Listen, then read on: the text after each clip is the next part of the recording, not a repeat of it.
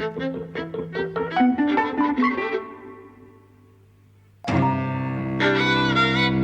and welcome to Eavesdropping at the Movies. I'm Mike. And I'm José. And we've been to see Spencer today.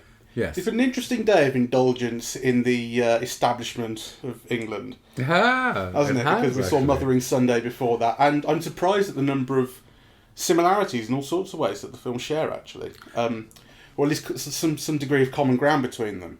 I was sort of thinking, I said in the podcast on Mothering Sunday, how remarkable it was that a film got me to feel sympathy and sadness for the ruling classes. Once in a day is interesting. Twice feels like a Tory conspiracy. And that's what Spencer's kind of going for. It's directed by Pablo Larraín, who we've done once before on the podcast with Emma. Yes. Which was last year, I think. Well, yeah, it was, because I think it was COVID. Yeah, which is a really interesting film. And we saw it on Mubi, and that was a great film. And we both liked it. And we have both seen Jackie together as well, pre-podcast. Yes, I think I've seen almost everything he's done now, because I've seen No, I've seen Tony Manero, and then something else, this creepy film about an usher that he did. Right.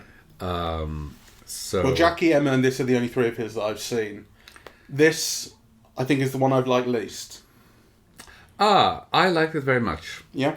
Yeah, and actually, I think this is the film of his that I like the most. Oh, really? Yes, because I have an odd relationship with his films. I just think he's not my sensibility, you know. Mm-hmm. So I admire his films, but I always find them like kind of withdrawn or distancing. Mm-hmm. Yeah, I mean, if you remember Jackie, it was a little bit like that. Sure. Really, yeah. you know? Whereas with this film, I felt like, you know, Kristen Stewart is so great, I think, that you really feel for her. Yeah, so she's in this weekend. It's Christmas. It's the weekend where you sense she decides to leave Charles. Mm-hmm. Yeah. It revolves, like Marie Antoinette, around the necklace. Yeah. So Charles, not out of meanness or spite, but just out of carelessness, has bought the same thing. Yeah, for his mistress and for her. Yeah. And you get a sense of how she's losing control. She's losing her grip because, yeah, everything is decided for her. She's got no say in her own life. Yeah. And I think Kristen Stewart is so great at communicating that. Yeah. That sense of, you know, of lostness. She makes you empathize with her character. Yeah, that she is going nuts. She's aware that she's going nuts. Yeah, but at the same time, she's behaving perfectly reasonable, yeah, by her own standards. Yes, she's aware that it's very unreasonable to others. On the other hand, she's doing things that are excessive. She's cutting herself. Yeah, she's kind of bulimic and throwing up food between courses. Yeah, there are all these signs of her great unhappiness that I think are very well communicated. Although there is a whole element to the film which is you're not sure how real that is, I think. So I should say right from the start, it says on screen at the beginning of the film, a fable based on a true tragedy. Yes. That's what it says. So this is set over 3 days in December 91 at Sandringham. It's close to her old home where she grew up, and it's Christmas with the royal family. And it's, I think, very clear that we're not supposed to be taking this as a document of these real 3 days in 1991, right? Course. This is, as it says, a fable. We're in her head completely, and she is really losing her grip on reality. And it's funny, when she arrives, she drives to Sandringham at the start, and she gets lost, and so on, and she arrives late. And when you see these opening shots of the huge, stately home, I said to you, it's like a Hammer horror. And it was flippant, right? But then later, I thought, no, there's actually something to that, right? It's not a horror film, but it has so many tropes that appear in horror films. It starts off with a journey to a destination. So many horror films do that, the trip to somewhere. You know, the isolated manor in the middle of nowhere. She's trapped constantly. She feels she's being watched. It's all about her paranoia. She gets all these indications that she's being watched. Some of it is clear hallucination, what you see. You know, she tears her necklace because she's feeling... I mean, it's strings in the background. That's such a classic horror thing, the strings.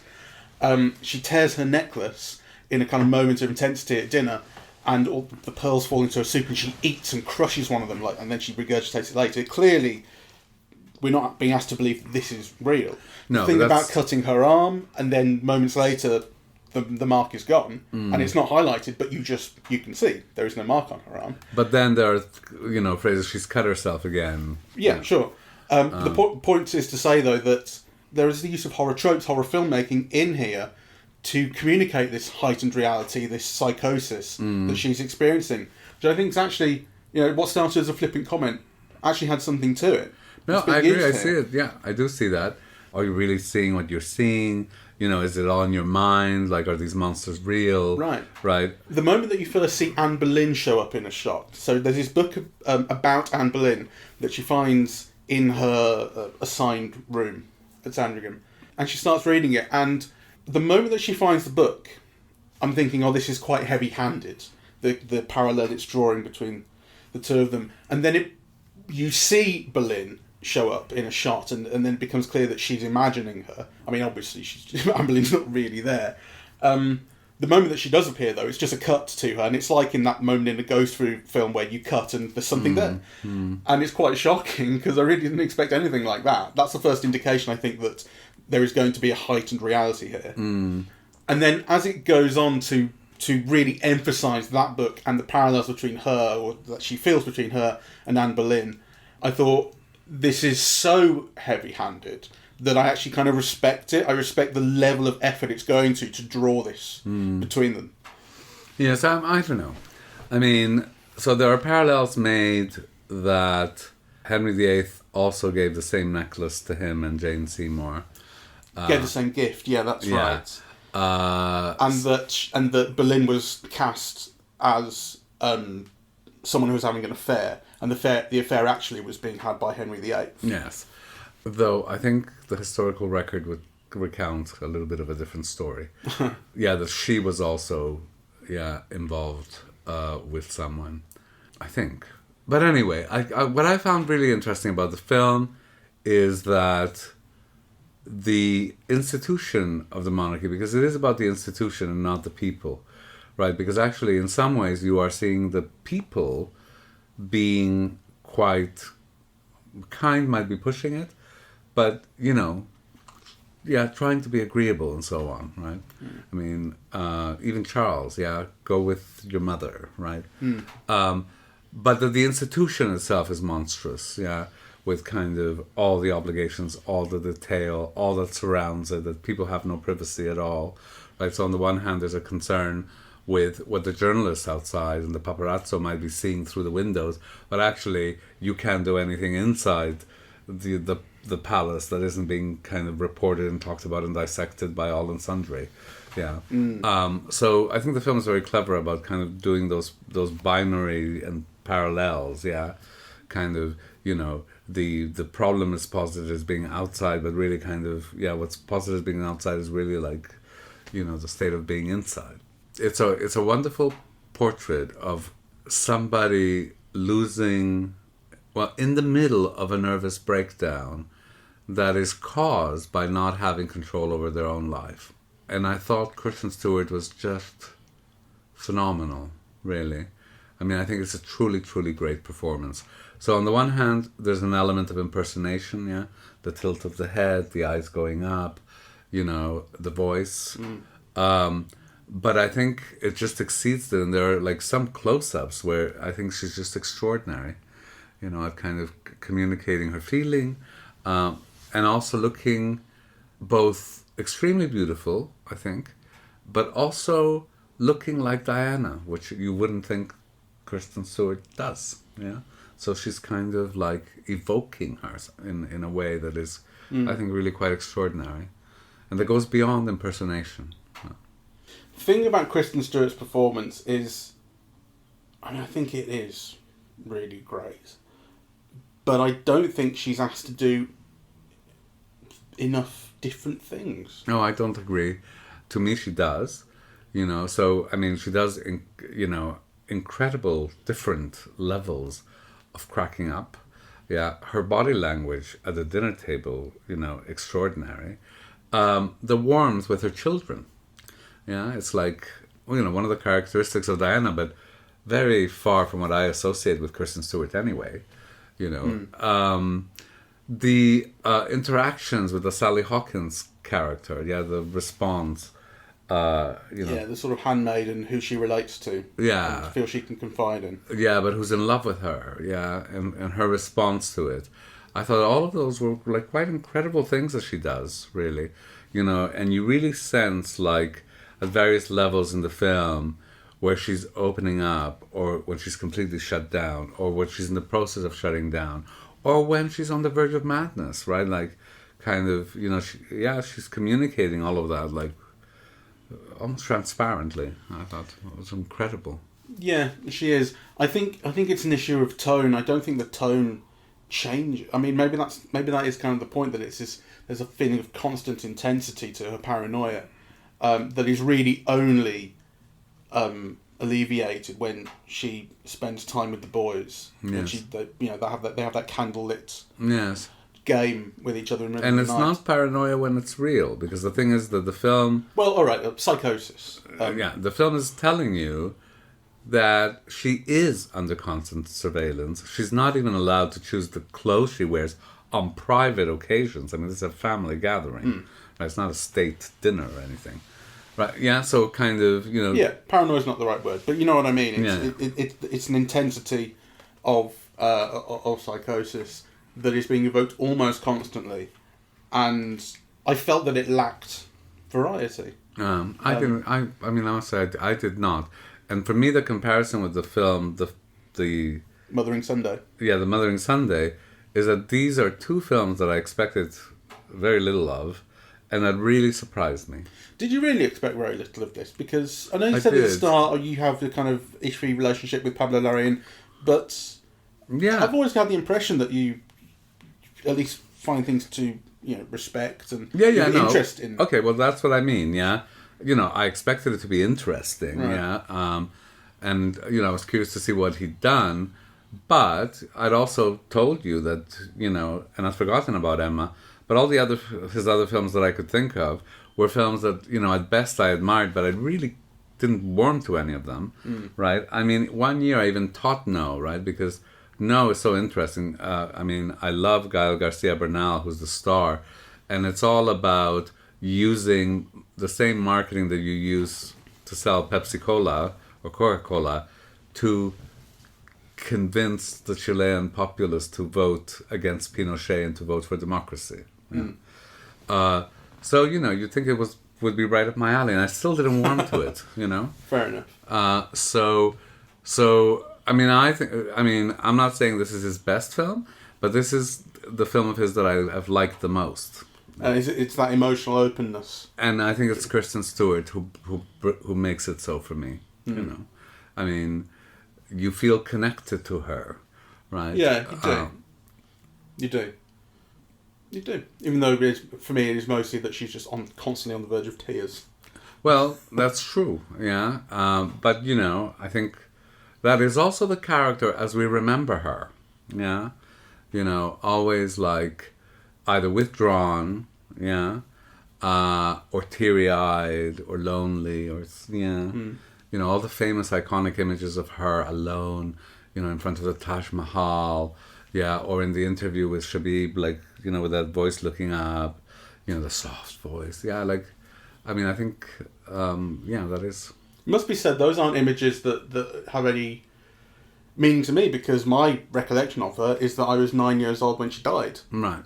So my recollection of her is as someone who you subsequently learn about as you grow up. And, she's still a constant presence in your life because she's still everywhere in the British press. But, my memory of her is going downstairs to watch TV in the morning, children's telly, and every channel showed the same thing, and going into my mum and dad's room and saying every channel showing the same thing, what's going on, and that's how they found out that she died, because I woke them up. Yes. Well, no, I remember when she was introduced to the press, that famous shot, before she became media savvy, of her being filmed in front of the kindergarten where she was teaching, and her dress is transparent. Yeah, so she was standing either, I forget whether it was in front of the sun or behind the sun, right. But actually, the shot went right through her cotton print dress, and you could see all the outline of the legs, and it was a famous, Right. Image of her. Kind of Madonna-ish, actually, because she was holding children, but then she had, these incredible legs. And she was wearing a dress that came almost to the ankle, but it was just, the transparency against the sunlight. Yeah. So I remember that. We watched the wedding on television, so we watched the press hound her in the kindergarten doors before she got married. All the stuff about the dress, the wedding dress, and all those images are deployed in the film. Yeah, You have at the end her, wearing the famous Emmanuel dress, coming out of her own house, and kind of in a way you get a sense of like shattered dreams and this like palatial kind of life that has caused only unhappiness, and that's the fable and the tragedy. Do you think the film is one note in how it? I don't want to sound combative, but it sides with her. No, I don't, because the film is less respectful of the Queen than you're used to, right? Because it's very clear from this film that the Queen does not like her. Yeah. And the Queen, in a way, is her enemy. Yeah, that everything revolves around the Queen, and, she's got no say in anything, Diana, right? But also, the little that you see of the interrelationship between the Queen and Diana, the Queen is always impatient or looking askance or looking sour at Diana, right? Which is not something that you've either. Well, I think it's very important to keep in mind that, I think at least, the film is absolutely set within Diana's head. Sure. We're seeing what she feels and believes and understands. Yes. But I was going to say that aside from that, the other members of the family that you see them behaving quite well. And I was surprised by how sympathetically Charles was treated. Yeah. Well, what about the relationship with the staff? This is what I'm thinking about. She, particularly with the head chef, who she kind of has this little sit down with, and he kind of tells her, we're all behind you and we support you and we want you to survive. And when we talk about the other members of the family, it's gossip and we're laughing, but no one laughs about you. And there's this kind of thing that Diana's supposed to have this kind of common touch to her. Well, that was part of her persona, wasn't it? She did have a common touch. Common-ish. It feels silly in the film. Well, she ends up going to a KFC with kids. Yeah, I don't. Felt almost parodic. No, I don't think it's parodic. That is the way that she was represented, and that is the way that she represented herself. On the one hand, it's, it might be ridiculous. She is the daughter of, the Earl of whatever, Earl Spencer, but certainly, the persona in the press was that. Yeah, she was like really a Lone Ranger, and she worked in a kindergarten, and, kind of she wasn't too bright. When she went out with the kids, she took them on the log boats in the amusement park, and one of the things that the film says, I'm very middle class. I love Phantom of the Opera and eating KFC, and I'm sure that's not. That is, kind of. Well, I'm not really talking about real life though. I'm talking about how it comes across in the film, how the film handles that aspect of her character or her persona. It seems quite silly. And actually, I suppose I would use the phrase again, it's heavy-handed. I don't know. Really, when you're dealing with royalty, is anything heavy-handed? So I was coming from it from a slightly different perspective, because I love the use of the clothes, in the palace, actually, and stuff like that. But then I was thinking, the jewels look so fake, right? Like that tiara is like, made of glass beads, right? Why didn't they rent a real thing? So I think it depends on what perspective you're coming from. Yeah, well, it must. It didn't feel heavy-handed to me. Sure. Oh, that's fair enough. It did to me. Another interesting, and maybe, this is... Sorry, before you go, you know what I really disliked? Yeah, go on. And I think it's almost the only thing in the film that I really disliked was the little brat who played Prince William. Oh, what, the kid? Yeah, the actor? It was awful. Okay. And a complete ham. And there's a scene at the end where they're driving in the car, and he's constantly looking at Kristen Stewart, wanting to be in the shot, where you see the kid, where you see the Prince Harry character, at the back, and he's doing his thing. Well, right? he's behind the headrest. I couldn't even see him. No, but a more bratish or Hollywoodish or child actor would have been hamming it up to get to be in the shot, like the one in the guy who played Prince William, and he's not.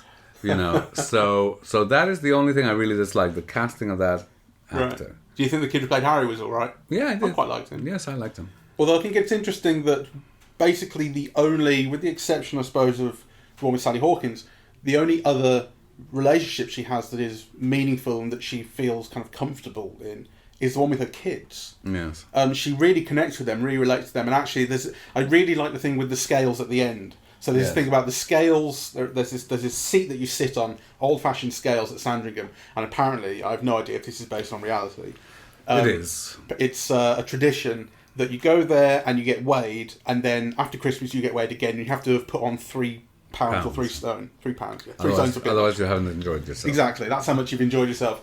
And so she does that, and she feels quite pressured into it, because being weighed as a woman is just one of those things that people are looking at, And then when she leaves, she runs off with the kids, and she weighs herself with the kids on her. So she weighs like 17 stone after that. And that's a really nice way of bookending that, finishing that off, that she's enjoyed herself so much she's got her kids with her. That's so important to her. And that's really nice.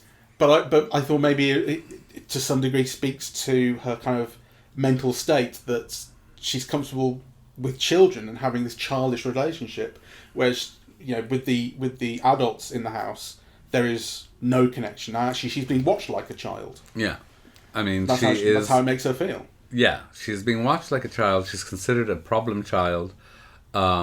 She's conscious that she is being a problem.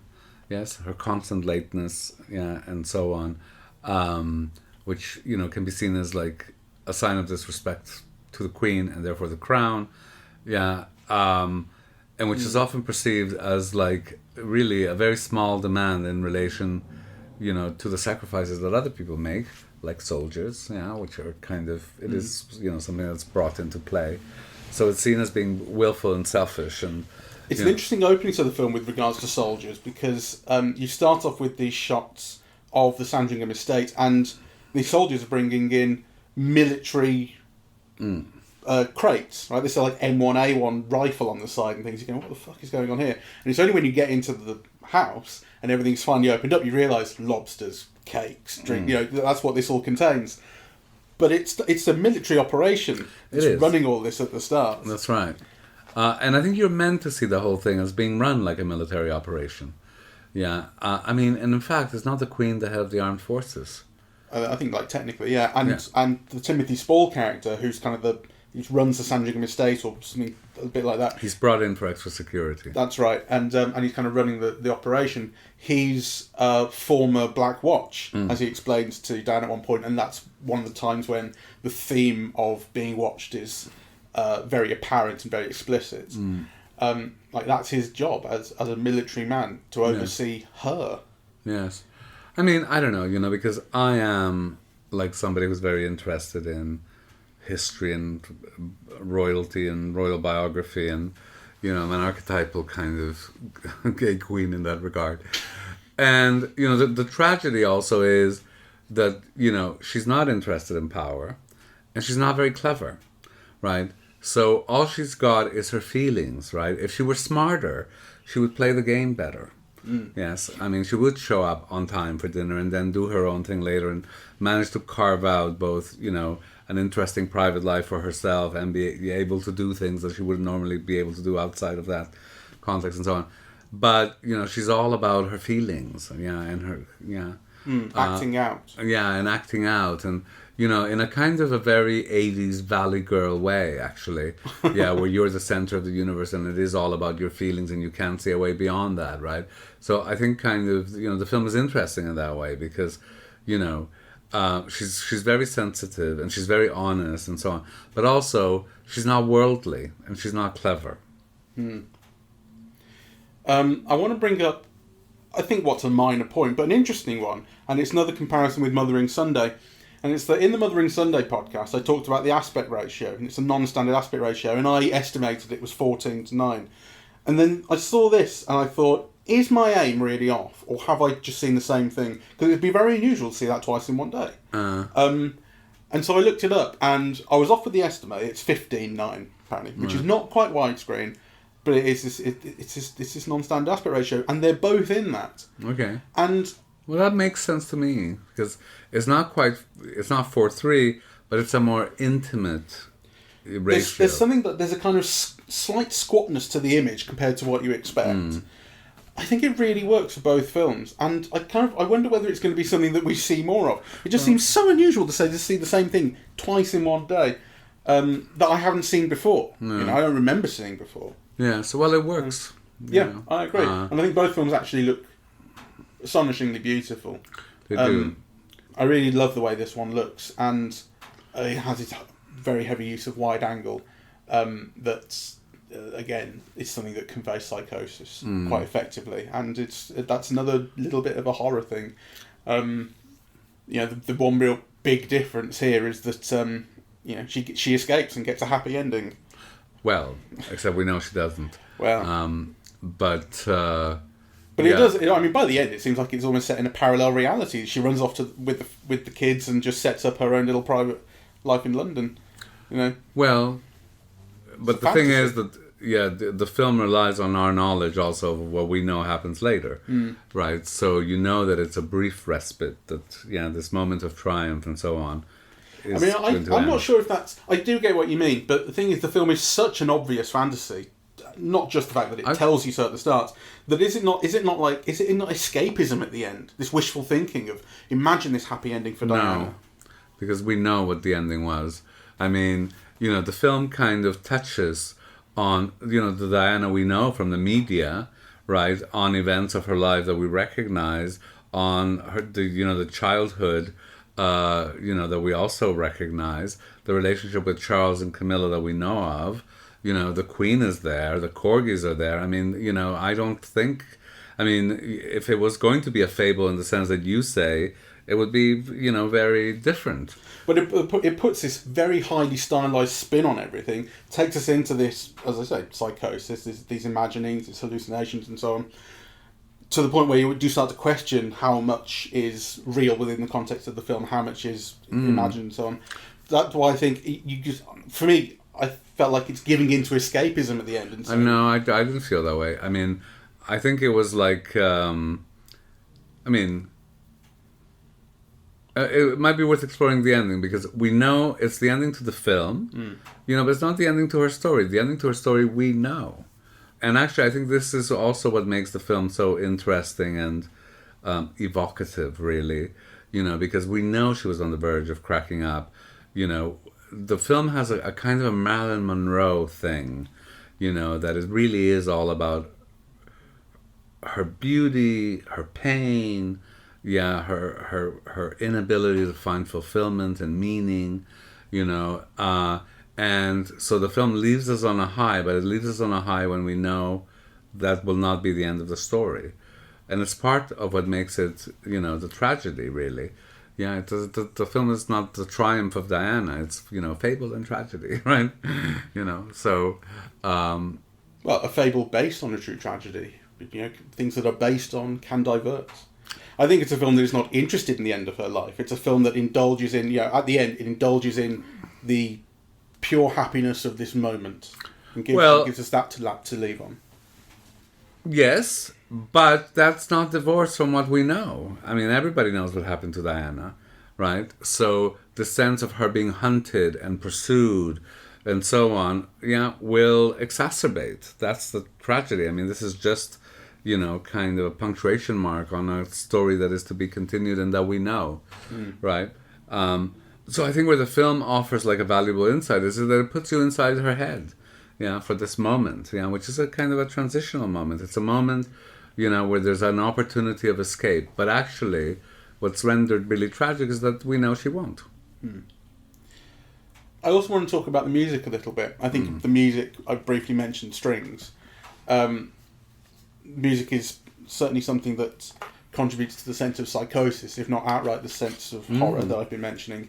The music's by Johnny Greenwood, and when his name came up in the credits, I went, "Oh, that explains it," because there's this combination of sort of classical sounding string arrangements, and then a trumpet that occasionally comes over the top, blaring jazz, and it's kind of out of time and out of sync. And it made me think about Homeland, the TV series with Claire Danes.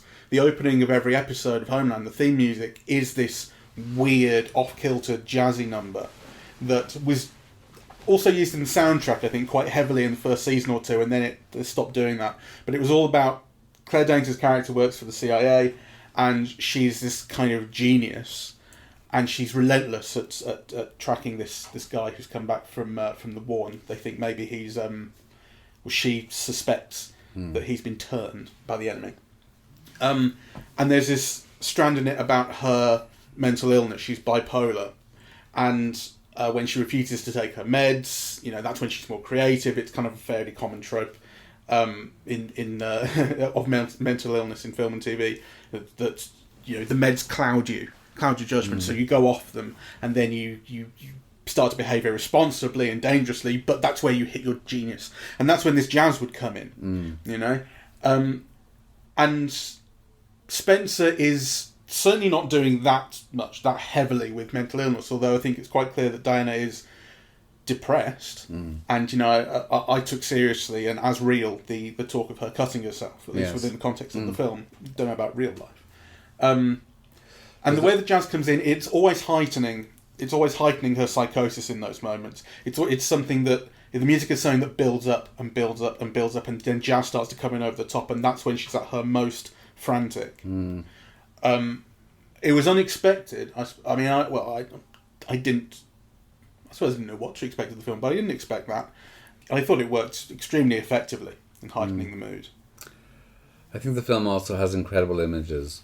That image of Diana with that, incredible white and gold, fluffy long dress, bent over the toilet bowl. So that image of this great wealth and beauty and delicacy and the toilet is very powerful. So and I think the film is full of images like that, actually, that kind of contrast the elegant with the crude. Well, that tell you that within this great wealth and elegance and so on, there is a physical, tortuous, kind of vomiting out of things that you can't quite express or contain.